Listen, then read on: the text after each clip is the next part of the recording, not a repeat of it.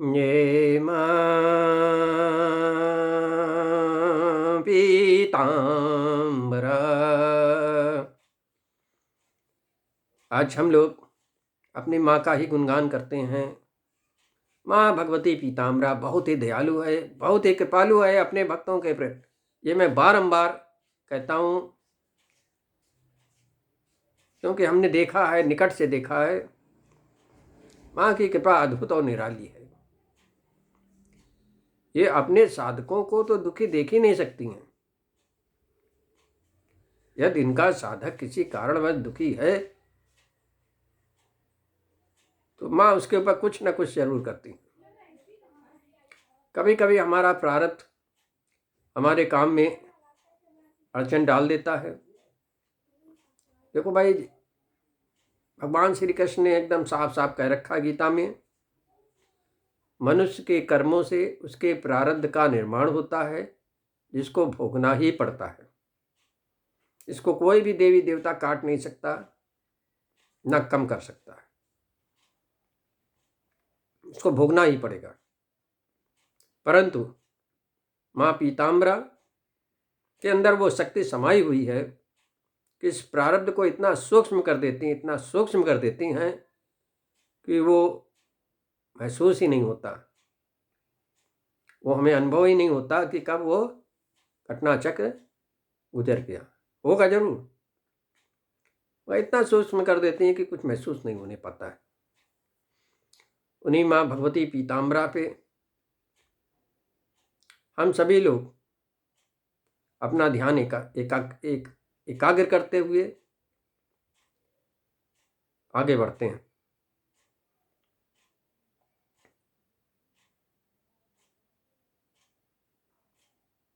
भाई, संसार में आए हैं तो बहुत से संसारिक कार्यक्रम भी करना ही पड़ता है। ये जरूरी नहीं कि हम सीधे मोक्ष के लिए कह दें कि हमें आवागमन के चक्कर से मुक्ति दे दो। भाई, ये संसार एक रंगमंच है। यहाँ रंगमंच पे अपना अपना पार्ट भी तो अदा करना है।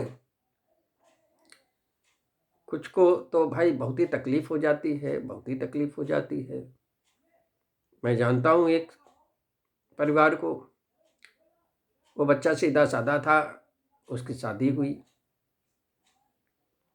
6 महीने उसकी पत्नी उसके साथ रही। उसके बाद जो वो मैके गई तो फिर पलट के नहीं आई। बहुत इन लोगों ने कोशिश की, वो आने का नाम ही नहीं ले रही थी। सीधा मना कर दिया।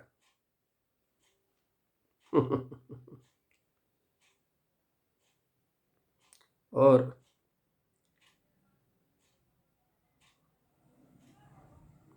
माँ की शरण में आए। माँ की शरण में आए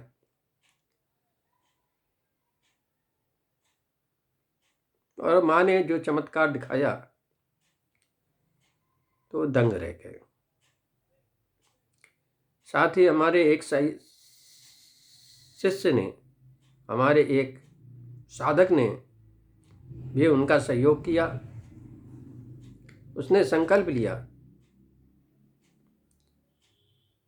कि हमारे यजमान की जो पत्नी मायके चली गई है, आने का नाम नहीं ले रही है, उसको शीघ्र चीख ससुराल लाया जाए, अपने पति के पास लाया जाए। ये संकल्प लेके उसने भगवती पीताम्बरा के मूल मंत्र से संपुटित बगला विपरीत पितंगरा, बगला प्रत्यंगिरा,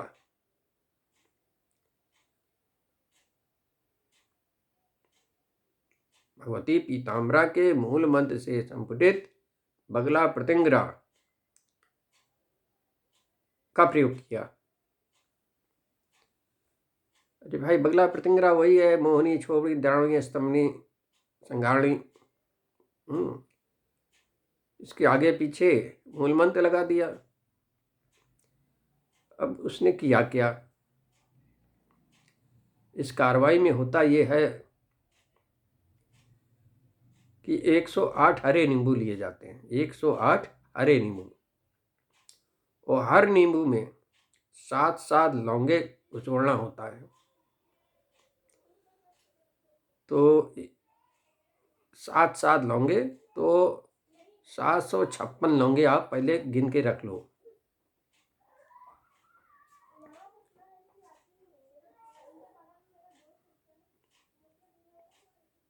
तो एक हरा नींबू उठाया, उसके ऊपर भाई थोड़ी मेहनत है, 108 नींबू तैयार करने में 2 घंटे तो लग ही जाते हैं।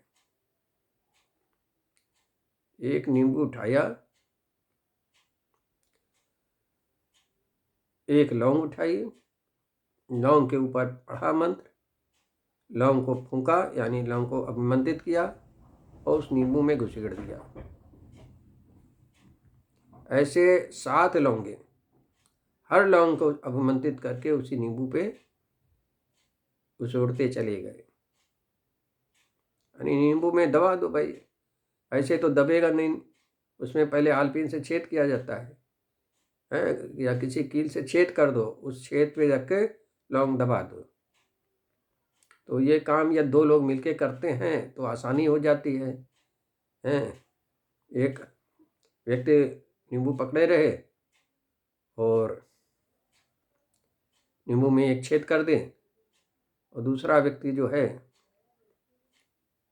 दूसरा साधक जो है, वो मूल मंत्र और बगला प्रत्यंगिरा, फिर मूल मंत्र ये पढ़ के एक लौंग के ऊपर फूंक दे, और वो लौंग पहले साधक को दे दे, पहला साधक उसको उसी नींबू में छोड़ दे, उसी नींबू में दबा दे।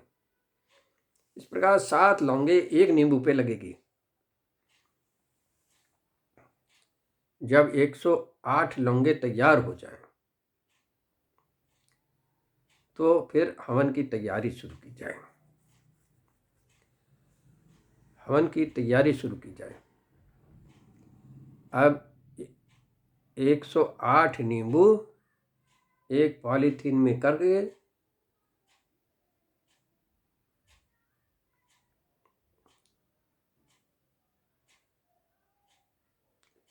सर से उतारे। जो उसका पति है, जिसके पास नहीं आ रही है औरत, उसकी पत्नी नहीं आ रही है, तो उसके पति के सर से 7 बार एंटी क्लॉकवाइज उतारे और उतार कर रख ले। हवन शुरू। बीज मंत्र की सामग्री द्वारा आहुति देनी है और साथ साथ नींबू भी देना है। बीज मंत्र की सामग्री तो बहुत थोड़ी देनी है, उसके साथ एक नींबू भी देना है। मंत्र पढ़ते हुए ओम ह्रीं बगरामिकी सर्वदुष्टानम वाचम कम पदम स्तंभ जीवम कीले बुद्धिम विनाते नंगम स्वाहा। फिर आप बगला प्रत्यंगिरा ऊपर से नीचे तक आएंगे, संघाणी तक, मोहनी, छोबड़ी, द्रावणी, संघाणी, पूरा पढ़ते हुए आएंगे। फिर मूल मंत्र और फिर स्वाहा बोलते हुए उसमें दारू में तर के नींबू और हवन कुंड में डाल दिया। दारू का रोल बहुत है, दारू में तर करके हवन कुंड में डाल दिया। इस तरह से 108 नींबू हवन कुंड में डाले गए। शराब में डुबे डुबे के डालते जाओ। तो भाई इसका हुआ क्या, ये हवन तो हो गया, 2 दिन बीते नहीं कि उनका फोन आया, गुरुजी कुछ हुआ नहीं। हमने कहा बाप रे बाप, ये तो अजीब लोग हैं, 2 ही दिन में रिजल्ट चाहते हैं। अरे भाई, जब भी कोई काम किया जाता है तो कम से कम 15 दिन इंतजार करना पड़ता है। यदि 15 दिन में काम न बना तो दोबारा फिर रिमाइंडर भेजा जाता है, यानी दोबारा फिर हवन करना पड़ता है। काम न बनना किसे कहते हैं, 4 गुना ले जाइए, मगर अधिकतर आवश्यकता 4 गुना तक पड़ती नहीं है। एक ही बार में काम बन जाता है, मगर नहीं बनना है, नहीं बनना है तो हमको 4 बार ले जाना पड़ता है। 4 बार में निश्चित समझिए आप सफलता मिल जाएगी। तो धीमे धीमे करते हुए 1 हफ्ता बीत गया। वो हर 2 दिन बाद फ़ोन घुमा रहे हैं को, गुरु जी अभी कुछ हुआ नहीं। अरे हमने कहा भैया तुमसे मैंने कोई पैसा तो ले नहीं लिया है, तो तुम तगादा हमसे कर रहे हो। अरे नहीं हुआ ना, तुम्हारी माता सी नौकरानी है जो तुरंत कर देंगे। अब तुम्हारी फाइल लगा दी गई है उनके दरबार में, अब जब उठेगी तो काम हो जाएगा। हुआ ये 1 हफ्ता बीते। 1 हफ्ते बाद उसकी पत्नी को उसके पापा खुद लेके आए, यानी कि मैके से उसको ससुराल में ले आए और क्षमा मांगी कि हमसे बड़ी भूल हुई जो हम इसको अपने वहाँ ले गए। हुआ ये कि उनके वहाँ फिर दंगा फसाद जो चालू हुआ है समन के बाद, उनकी हालत बिगाड़ दी। उन्होंने कहा कि भैया इसको खिसकाओ जल्दी, नहीं तो ये घर गया। और वास्तव में यदि वो उसको न भेजते तो उनका घर गया था। 1-2 विकेट तो गिरा ही देती।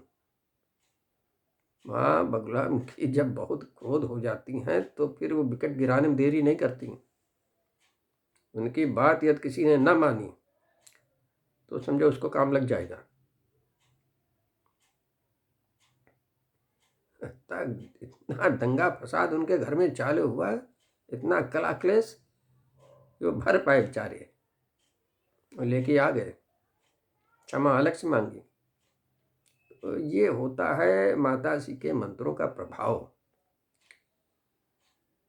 और यही काम यदि हम किसी ओझा तांत्रिक से करवाते तो 10,000 ले लेता, क्योंकि वो अपने हिसाब से करता है, अपने हिसाब से सामग्री लगाता है, और इसमें केवल मेहनत हुई, सामग्री कोई विशेष हुई नहीं। भाई हृदय परिवर्तन किया जाता है लाने के लिए, मगर उसमें समय लगता है, मेहनत पड़ती है। वो भी सटीक इलाज है, उसमें हृदय परिवर्तन हो जाता है। परंतु उसमें पहला काम तो करते हैं, बगला गायत्री का भी जाप करना पड़ता है, क्योंकि यदि प्रारब्ध में पत्नी योग नहीं बन रहा है तो बगला गायत्री पत्नी योग को फिट करता है, तो फिर दिलाता है।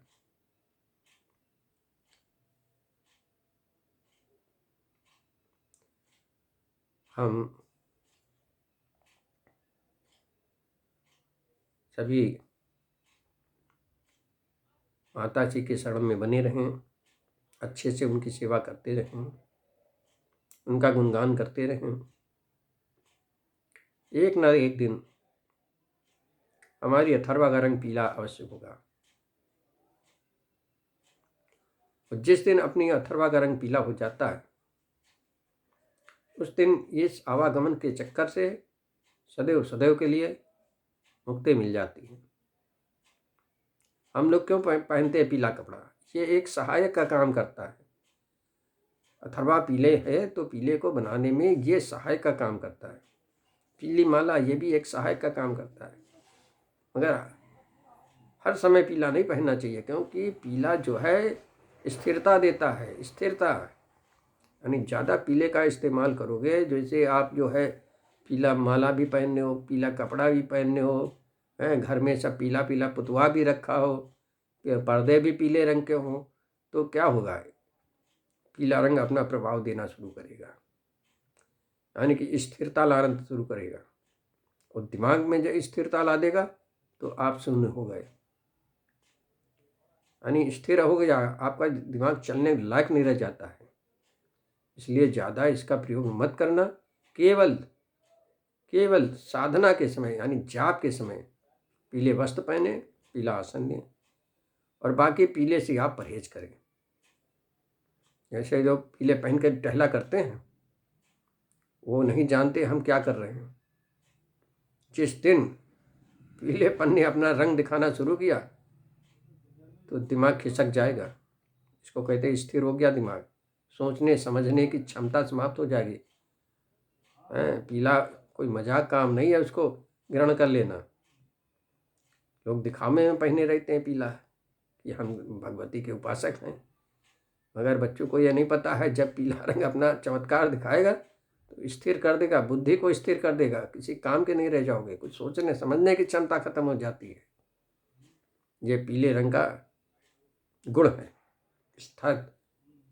स्थिरता प्रदान करता है।